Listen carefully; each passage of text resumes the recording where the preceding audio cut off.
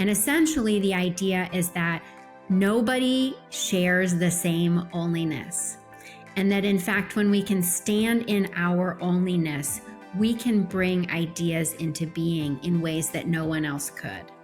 And you think about it, like the LinkedIn update, right? I've got the new job that everybody's oohing and awing over, and now suddenly it's gone. And how do I explain myself? And actually, you know, when I'm not hosting Unlocked, I'm speaking at events all over the world. I'm helping leaders and I'm helping teams communicate better. I'm helping them build trust faster and actually enjoy working together. I've spoken for companies like the Home Depot. I've spoken at national architectural firms. I've spoken for pharmaceutical company offsites. I've spoken at associations, you name it. With 99% of attendees of all those events, over 1,800 people have reviewed me at this point, 99% of them saying they got some value. That's pretty awesome. Even the caterers have thanked me. And if they are thanking me and they've heard a lot of talks and they're busy doing their jobs, that's saying something. If you're an event planner looking for a speaker who's really easy to work with, trust me, I want to be the last thing you're worried about on event day. I'm going to take care of you, and who actually delivers value for your audience that they are going to use on Monday morning when they return to the office. Then let's talk. We all experience something in our, well, I'm going to say all. I'm going to say most of us. Maybe most of us experience this kind of mid-career crisis, midlife crisis is what we like to call it. This, I don't know, people that jump out of airplanes or that go climb a mountain or that, you know, buy a motorcycle and learn how to do wheelies. I don't know. That might be you. I went to the hairdresser and I told them to do whatever they wanted with my gray hair. And they're like, what do you want to do with it? And I said, I don't care. We'll do whatever you want. And they said, you want to like color it, like darken it? And I was like, I don't care. So she started doing it only to find out that all her coworkers in the back were like, why are you changing the color of his gray hair? Everybody wants the gray. So anyway, people were jealous. They got mad at her because they were trying to take the gray out of my hair. Anyway, I digress. But the thing here is that we all go through this moment of wanting something. We were questioning what we're doing in life. Are we making an impact? Are we creating the thing that we want to create? And is this transition moment important for me and what I'm doing in life? And what are my kids going to think about me? And my family, like there's all this stuff that goes through our minds. Ashley is going to be on today, Ashley Jablow, and she's done some pretty cool thinking around what we call life design. Life design. And we're going to talk about that concept. I have a question about that in a little bit. She's done some pretty cool things around this. And I want you to listen up. This is going to be a conceptual, reflective episode that I hope that you're going to get something out of. If you listen and take away some of the nuggets she puts in here, she gives you some questions, some actions you can actually take. Ashley Jablow, she is the founder of Wayfinders Collective, a creator of the Life Design School, a creative studio for people in career and life transition, a seasoned facilitator, keynote speaker, coach, and design strategist. Ashley blends design thinking, authenticity, and creative tools to spark clarity and action. She's also the artist and the author of 100 Days of Designing My Life. We're going to tell you about that. It's really cool, actually. I like it. A guided journal series for reflection and reinvention. So y'all ready to get reinvented? Here we go.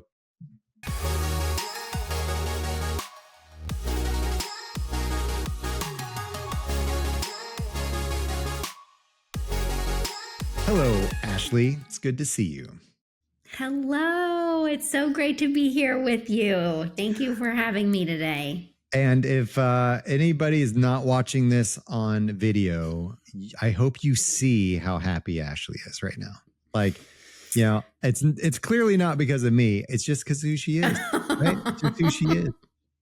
Yeah. I'm not sure about that. I've been looking forward to our conversation for sure, but I am generally a smiley person. That's just how I show up in the world, I guess. Do you smile when you cry? Are you like one of those people that like smile, cry? Well, I cry when I'm happy, so probably. Okay.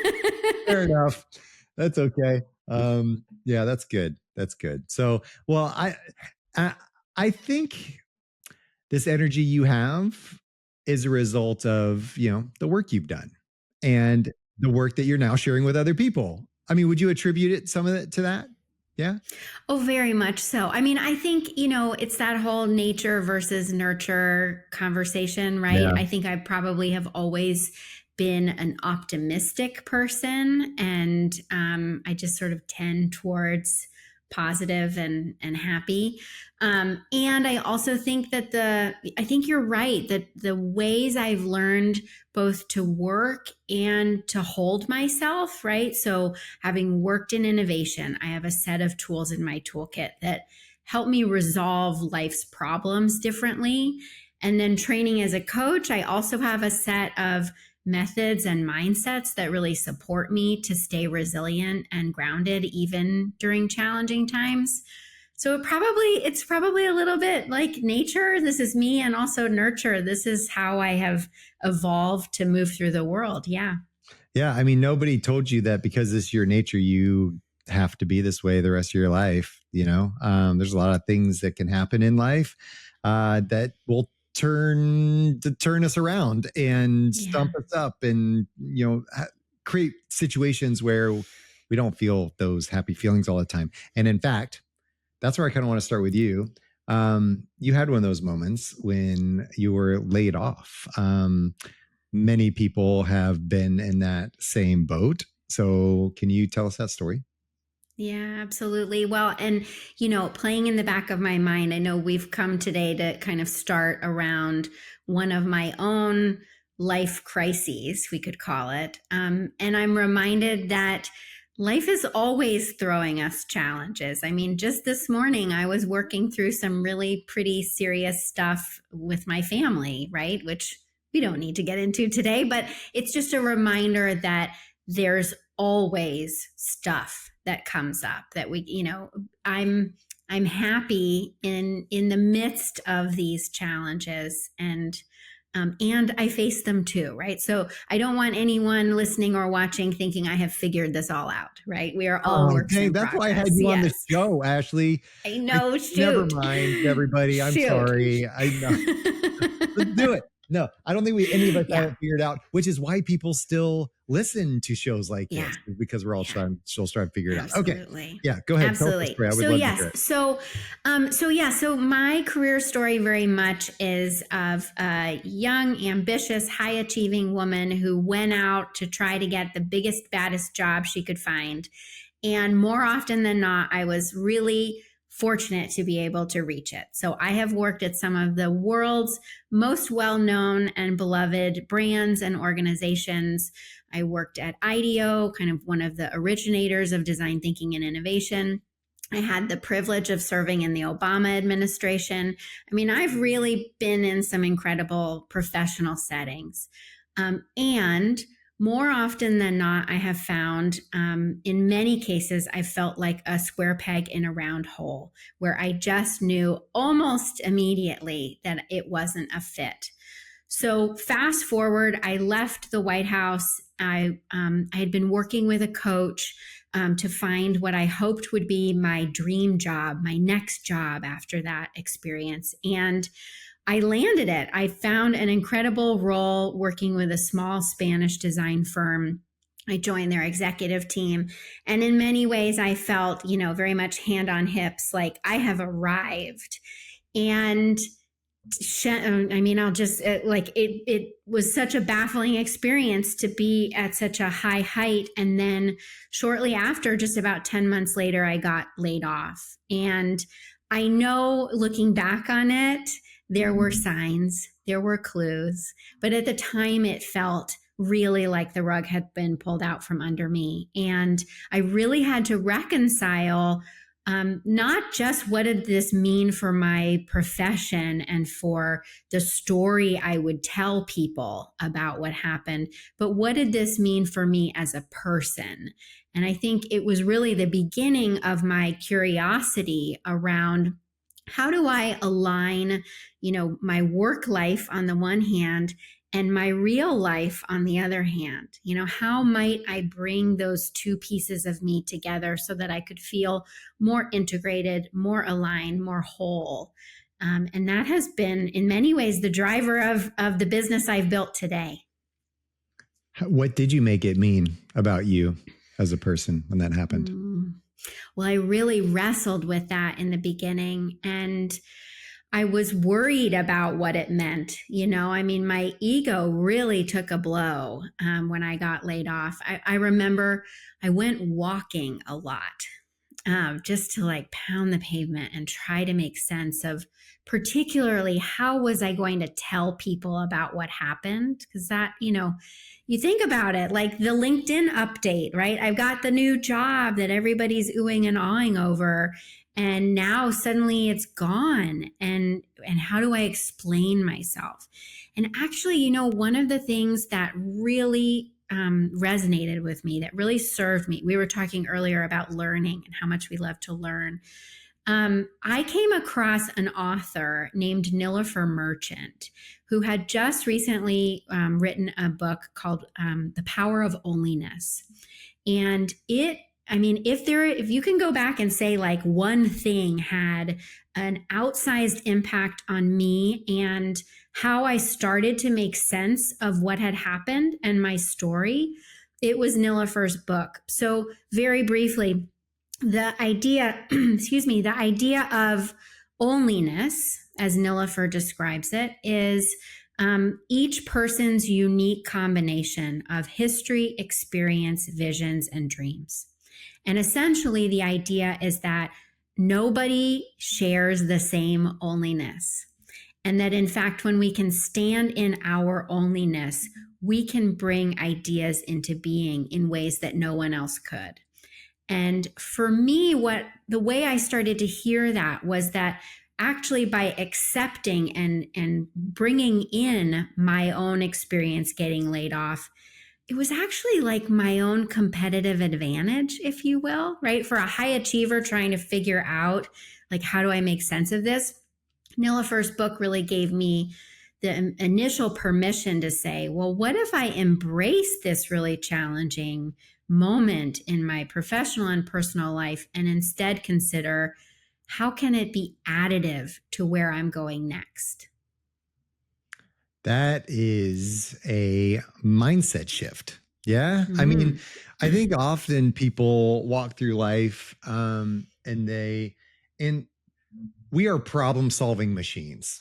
That's all we do all day long is solve problems. How do I heat up this Hot Pocket? I have to solve the problem. I need to fix it and put it in the microwave. So not that I eat Hot Pockets anymore because they burn my mouth all the time.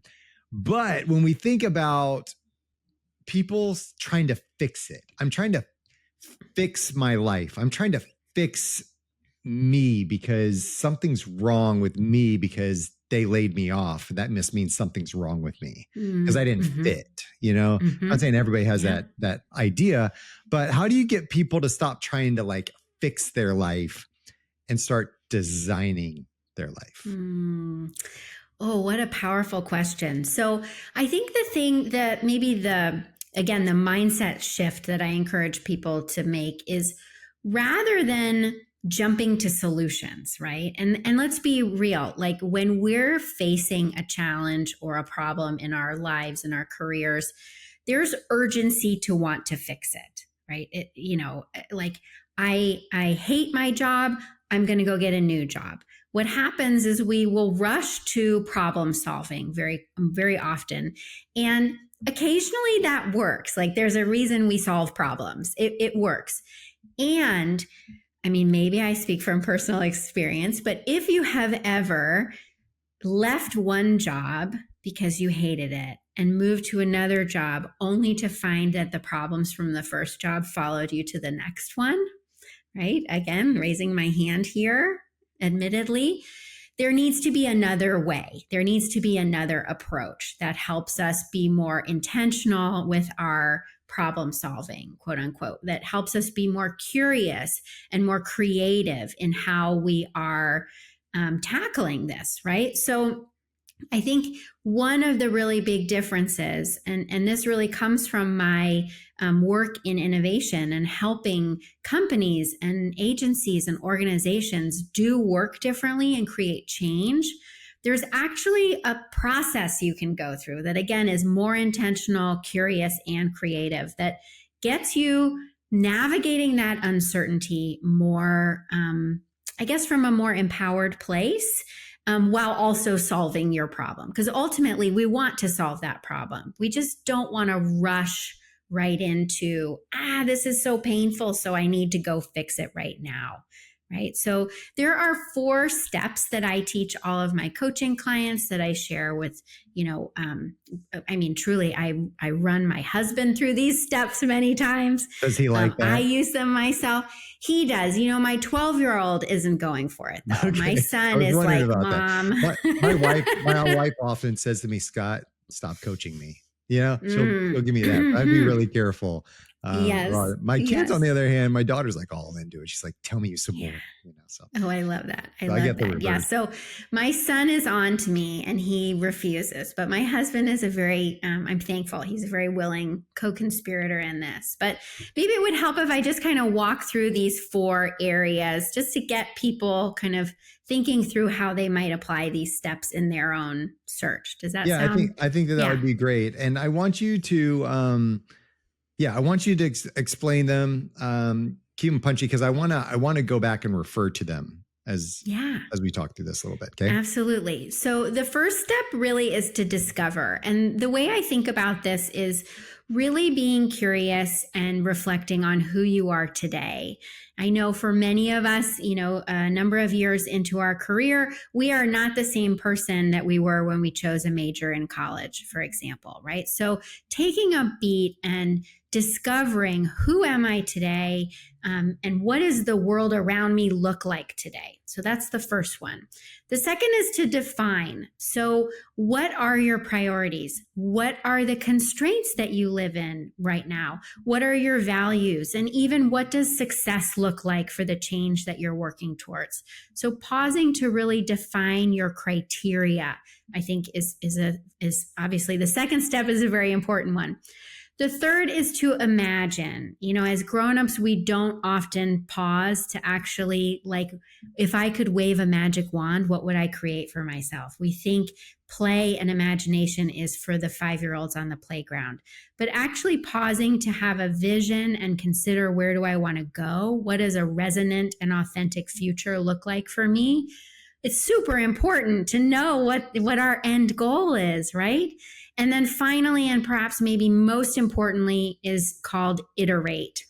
And when I say iterate, I mean taking daily, consistent, and incremental action rather than ripping off the Band-Aid. It's about focusing on experiments or tests that you can run so that you can learn ultimately if the direction you want to head in is the right one.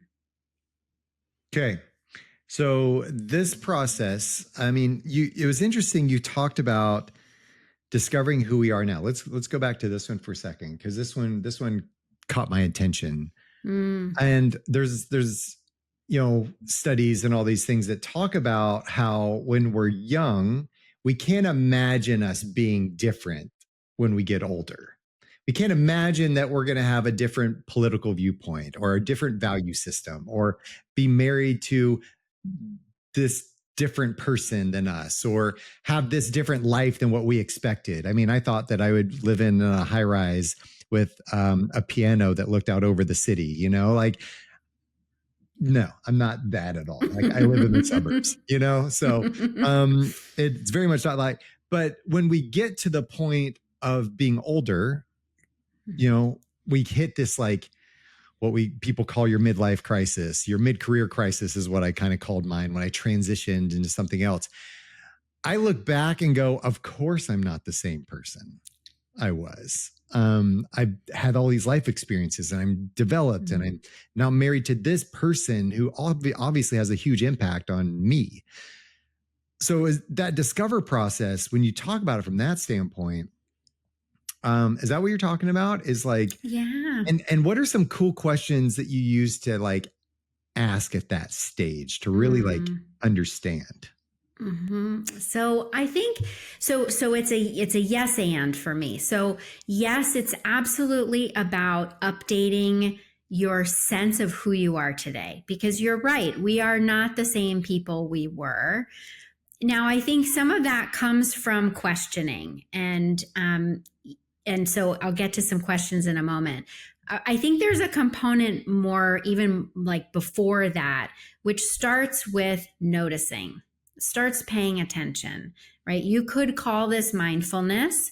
I think it looks perhaps a bit like mindfulness combined with reflection, right? So looking around yourself and considering, for example, how am I spending my time every day? You know, maybe it's not even the compare and contrast of what did I think I was going to be doing when I graduated from college, but actually now just what fills my day? What gives me energy? What takes energy away? Right? So starting to notice and reflect on the life that we live in currently, because I mean, of course, you can't know where you're going if you don't know where you're starting from, right? So as much as we can without judgment, really just considering what's going on both in me, inside me, as well as out in the world around me. I think there's something interesting about discovery, and I see this a lot with career changers right now with artificial intelligence, right? There is for a number of us, there can be a fear around what's happening and what does this mean for me in the job market. Well, to take a discovery mindset, right, is to open up your field of vision and look for inspiration and also research, like what's happening in the world right now, what's happening in the job market, how are things changing because of artificial intelligence, for example. And as you've opened up that aperture and been able to see more, then you can move into defining and actually saying, what's the opportunity here for me? Given the learning I've done about myself, about what matters to me, about where I am in my life, my skills, my strengths, and what's happening out in the world, where could I uniquely fit? Smart. That whole noticing section is really important. Yeah. Because that's where, because if I never notice, if I never have that sense of who I am or where I'm at in life, I probably won't ever get to the like discover part to ask the question. Well, yes. And you know, I mean, I live on autopilot a lot of the time too, right? So we all, you know, have to pick up our kiddos from school and make dinner and do the laundry and go to meetings. And it's very easy to get swept up in just the machinery of life. And to design your life, to go back to your question, to design your life rather than fixing the problem really starts with saying, I need to carve out some space to notice, to discover, and to reflect. I like how you reframe this idea of mid-career to like midlife reinvention, like this mid-career crisis idea to reinventing. What's that about? Tell me about that little shift of why people should think reinvention. Well, I guess, you know, I'm a naturally happy person. And I also, one of my foundational beliefs is that we are always evolving. We always get to change. You know, I'm not the same person I was, and neither are you, right? So this ability to reinvent, I think it feels different again than solving a problem. It feels more inspired, more hopeful, more creative, more innovative. And for me, that's the space that I want to hold myself in. And it's certainly the space that I want to be in when I'm working with my coaching clients. You know, it's much more empowered and sort of evokes possibility. And that's where we want to be when we are intentionally designing our next chapter. Yes, it does. When I talk about reinvention, it is about what's possible. What is, when we're reinventing something, it is how do we not throw away what we had, right? How do we evolve it? You know, oftentimes when I would go in and owning a design agency and running and going into clients, and I would say, do you want an evolution or a revolution, right? Like, what is that thing that you're moving into, and how much of that do you want to like take on, and what does it mean for you in this project?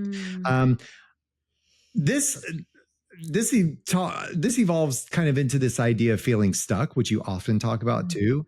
And I think people in this mid-career, midlife reinvention stage of where they're at are looking for something, and they may feel stuck. And I talk to a lot of people like this too, feel stuck in my career, feel stuck in my marriage, feel stuck in where I am in life.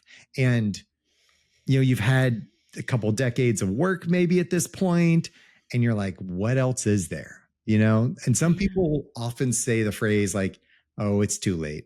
It's too late to start over. I'm in this thing. Your little heart, right? It hurts my heart. Yes. Smiling. I can see it. But it's, what is that? What do you want people to understand about this idea of being stuck?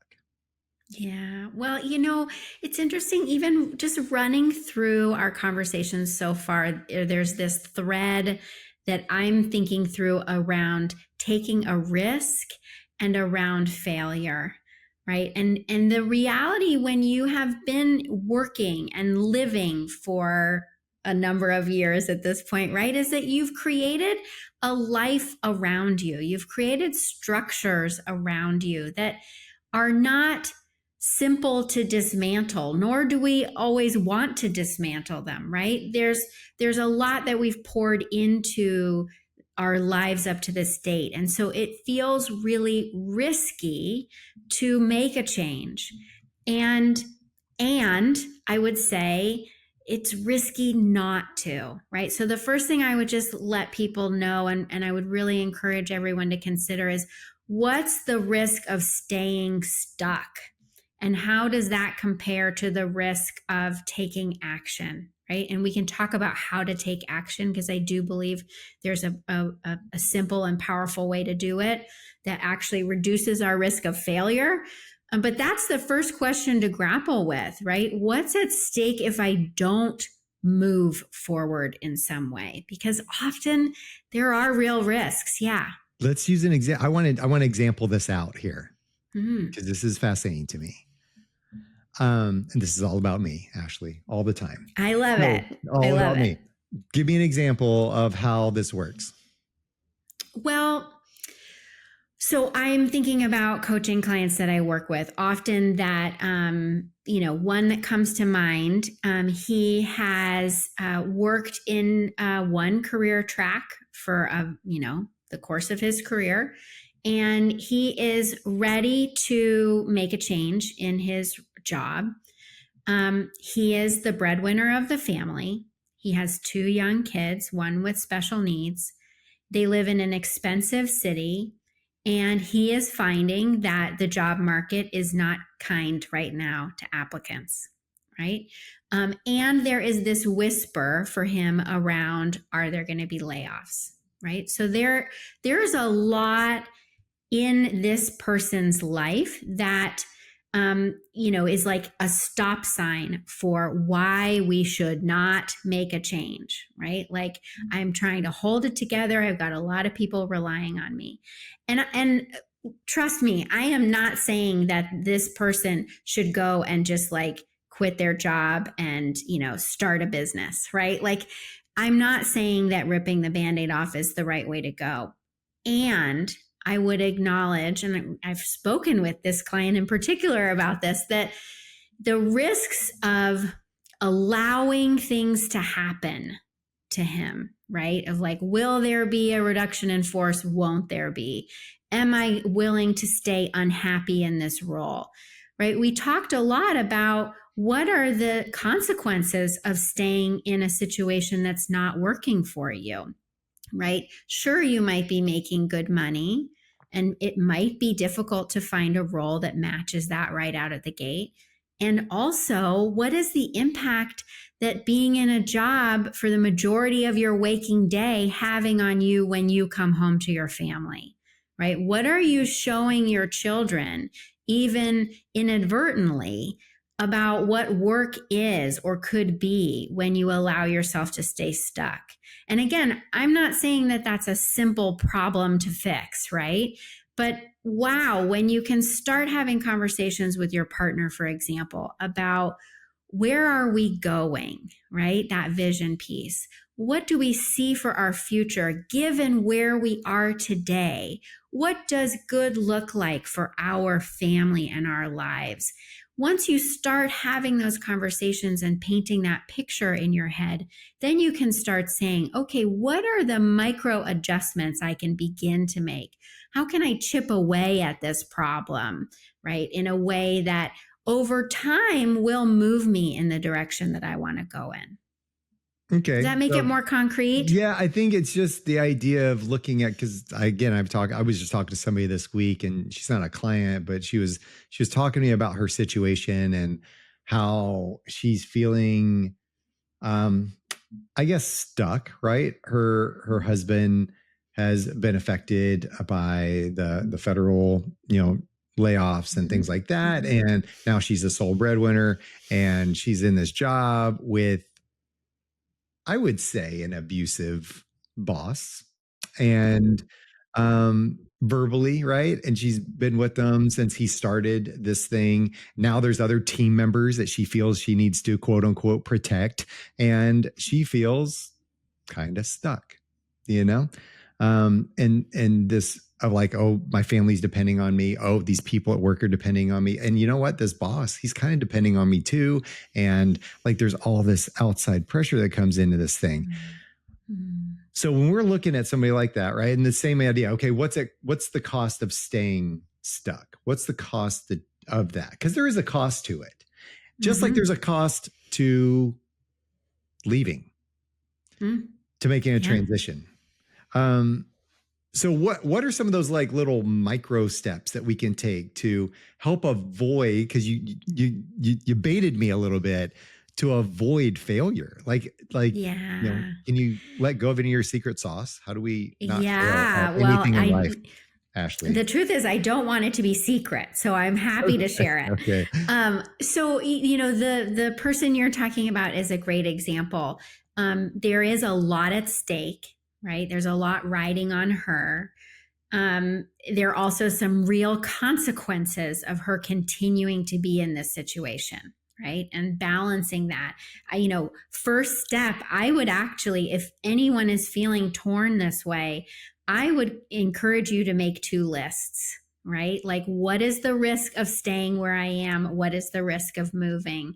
Because I actually think when we can get it out of our head and onto paper, it starts being something that we can manage, right? What gets measured gets managed. So put it on a piece of paper and really look at those 2 lists. That's the first thing.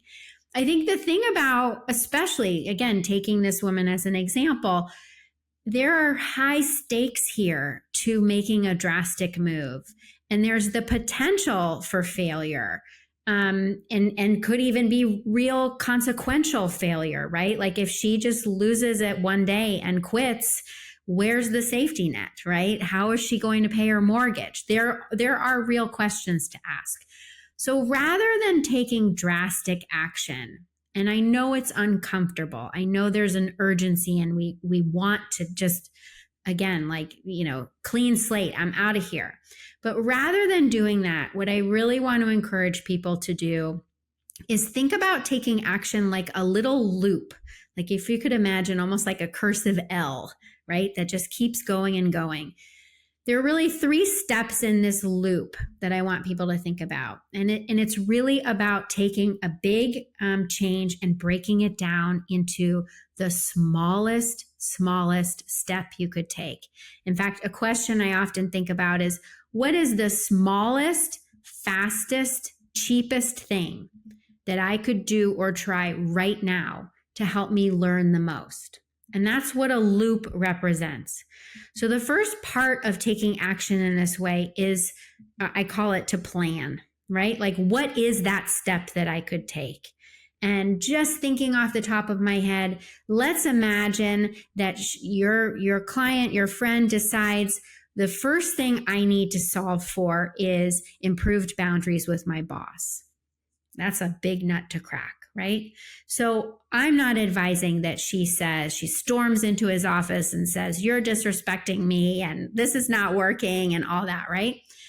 So the first loop, the smallest, fastest thing she could try to learn what works and what doesn't, may look like I don't know, choosing to not be available after 4:30 one day, just one day, right? Just like I'm closing out my email, I'm turning off my phone, I'm not available for the latest crisis. That's the planning part of the loop, right? What am I going to do? The second part of the loop is to act, to try it. Again, the smallest thing we could try. So, okay, I'm going to plan it. It's going to be tomorrow. I'm shutting down my email. I'm going to go take a walk from 4:30 to 5:30 because that's when my boss usually calls, right? Once she acts, she tries that out. The third part of the loop is to update. And what I really mean by that, again, is to reflect what happened. You know, did her boss send out carrier pigeons? Like, did the world stop turning?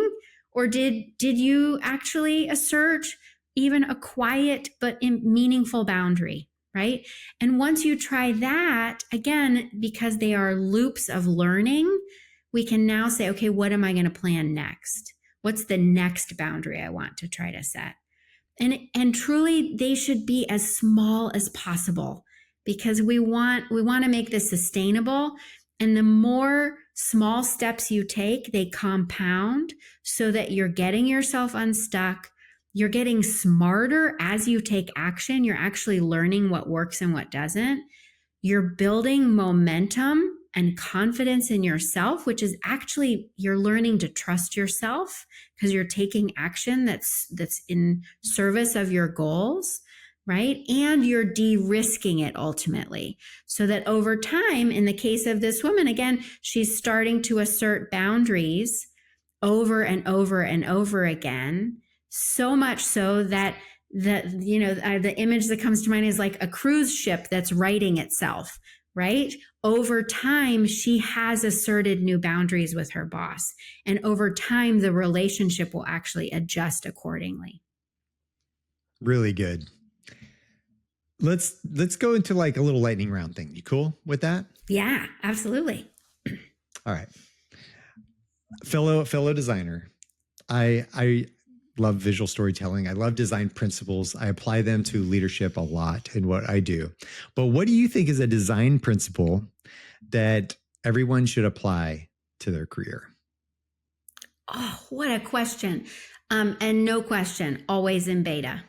We're always in beta. We're always experimenting. We're always prototyping. We always get permission to try again. So good. Can I share one?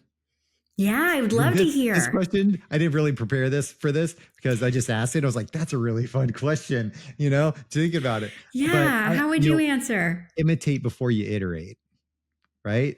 Ooh, tell me about that. Well, as I was teaching design students and I told them, I know you all think you're brilliant designers and you don't ever want to design anything that anybody else has done. You always want to create the original thing. But what I'm telling you is that a lot of it's been done. But what I'm telling you though, is you don't need to like build the next brilliant thing yet. Just like absorb the brilliance that's already been created out there. So I want you to go find the most brilliant poster design. And I want you from Bauhaus Movement, whatever you want. And I want you to copy it exactly how it is. Everything, color palettes, font styles, kerning, everything, and copy it. So you learn the craft. And then I want you to tweak one thing on it to make it your own, right? So that little, imitate before you iterate, like that's what it is. I love that. I love that. Yeah. I was just going to say, it reminds me of when my husband went to culinary school and he was learning recipes and practicing all of that. And it was only after he got those reps under his belt, so to speak, that he felt confident enough to start tweaking the ingredients. It's very similar. Yeah. That's a risky move. Start tweaking stuff. Start messing up a whole dinner. That's messed up. Okay. What is one of the biggest misconceptions about life design? Confusing clarity and certainty. We often say we want clarity when what we're actually hoping for is certainty. And I don't know that that's possible. A question that you ask yourself when you feel stuck. Oh, I'm thinking hard because in some parts of my life, I'm feeling stuck right now. And if I'm honest, a question I'm asking right now is, why isn't it working? Because I get frustrated too, like all of us, right? And I did think earlier today, again, along the 4 steps, where am I in this right now? And what am I ready to either discover, define, imagine, or iterate? And this goes back to your journals, because your journals are great. I want you to introduce, okay, this is kind of not lightning. It's very slow lightning. I want you to introduce your journal concept, because I think it's really cool the way you've built this out and the way that I don't know, your creative brain has kind of like created these journals. Tell us about the journals really briefly, but I want to know like your favorite tool or your exercise. Oh, that's hard. That's like choosing a favorite child. I know, but you have one, Ashley. I'm not sure. You have one. Okay, so very short story. Back in 2020, when the whole world turned upside down, the only thing that seemed to make sense was for me to pick up my paintbrushes and start creating. And I would never think of myself as an artist, but I went with it. And over the course of, it ended up taking me 2 years, I created 100 watercolor postcards that combine design thinking frameworks, innovation methods, coaching tools, and other visuals and metaphors that I had been playing with into a collection called 100 Days of Designing My Life. Again, it took me 2 years to create those watercolors. It took me another 2 years to figure out what I was going to do with them, because I was wanting certainty, and clarity took its time to get here. In any event, in 2024, I decided to self-publish 4 guided reflection journals based on that art. So each one contains 25 watercolors related to the 4 steps of life design. So you can work through the whole series, or you can say, you know what, I feel like cultivating my imagination. I'm just going to go to those watercolors and those reflection questions. So it's been an incredible experience to create something tangible and put it out into the world and see how people are using the tools and reflection prompts to design their lives. And I don't know if this is my favorite, but I do think this is one I've been thinking about a lot. And it comes from a question I learned when I was training to become a coach, which is, what can't you be with? What are the people, the experiences, the conflicts, the challenges that you avoid, that you deny, that you can't sit with? And getting curious about turning towards those things rather than pushing them away. It's a meaty question for sure, but that's the one. It's a very powerful one. Maybe not my favorite, but I've been thinking about it today for sure. That's a hard one. Ew. That's like facing the demons. I mean, it's kind of, it's there's a quote I have in my book. It talks about how the person that frustrates you the most can be your greatest teacher. Those are the people you need to, not the people you love so much, like that you get along with, or like your clone that you like can jam with really well. It's the people that frustrate you, trigger you the most, that you look at and you go, they're going to teach me more about myself than anybody. And so there's really something powerful. And if I may, I know, again, lightning round, but what comes to mind, because if someone's listening to that question and they're like, oh, it sounds terrible to even ask it, right? When I first asked myself that question, the first answer that came to mind was literally spilled milk.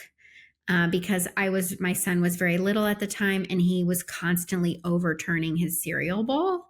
And so it was striking to me that that's what came to me first. And what's, I think, really key to mention is that the follow-up question, when you're asking what can't you be with, is what's important about that. And when you can explore not just the things that you can't tolerate or that you won't tolerate, but what is important about that. You will inevitably get to values, right, which are core to all of us. You'll get to life priorities. You'll get to ways of being, how you want to hold yourself in the world, right? So it opens up a lot of positive discovery about yourself if you're willing to wade through the muck of, ooh, I'm going to face the things I can't tolerate. Okay. Meaty. Where do people get a hold of those journals? Yeah, I want to know, because so I know somebody who might want one. Oh, amazing. So all of my journals, courses, coaching, everything is available at lifedesignschool.co. And I'm also very active on Instagram and LinkedIn. So if anyone would like to connect over there, I'm just at Ashley Jablow. Cool. And you have a workshop that you do as well. Yeah. I do, yes. Actually, on Life Design School, you can find a free on-demand workshop called the Clarity Kit. It's really focused on helping you diagnose where you're stuck, what's keeping you stuck, and then helping you get to clarity actually through learning these 4 steps of life design and then rolling up your sleeves and working on a life design activity with me. So it's all on demand, totally free. I would love for people to check it out at Life Design School. That's amazing. And the word clarity is so key. When I talk to people about communication, I'm digressing a little bit here. When I talk to people about communication, I say, what's your favorite type of communication that you love? And people are like, oh, I love, giving people the place to just be. I love giving people a care space, just like I'm here for you. I can listen and do all the things and be there for you. Some people love to critique. Some people love to just like give you feedback and understand and how to fix your problem. And like, they're really good at that.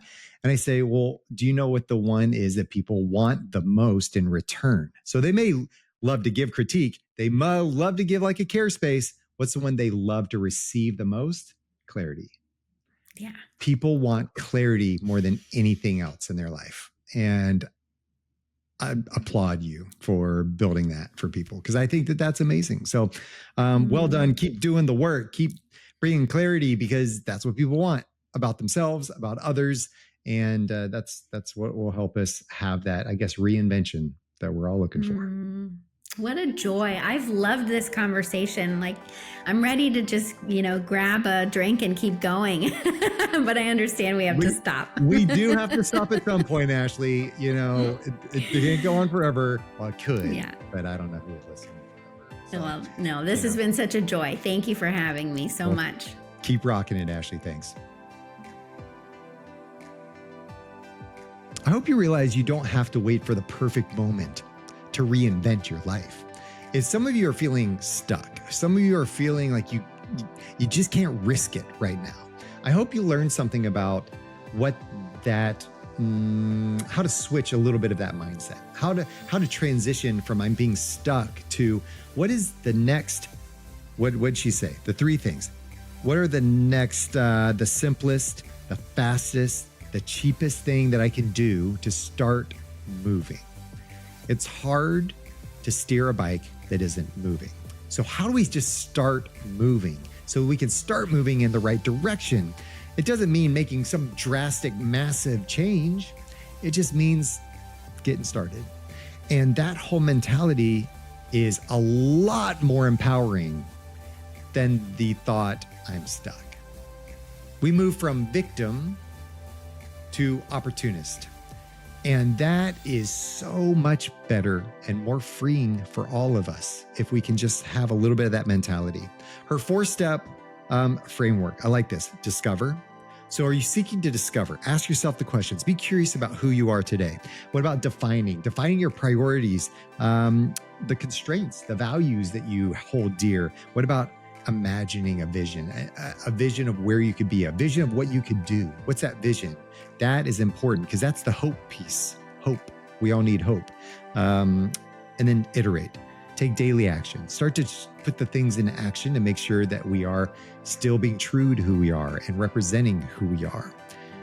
thank you, Ashley, for some insights, some thoughts, some things that I'm going to take away that have helped me on this interview. And I'm going to continue to share and help with others, my clients included. They deserve to know the things you know, and I will share this episode with them. So thanks everybody for being here. If you want to find out more information about me or check out the show notes where there's going to be more information and links to the things referenced in this episode, visit skotwaldron.com. And lastly, I'm asking for a little bit of love, just a little bit. So please take a moment, follow, rate the show. The algorithms like that. It helps me get the word out. I really appreciate it. Thank you. And until next time, stay unlocked.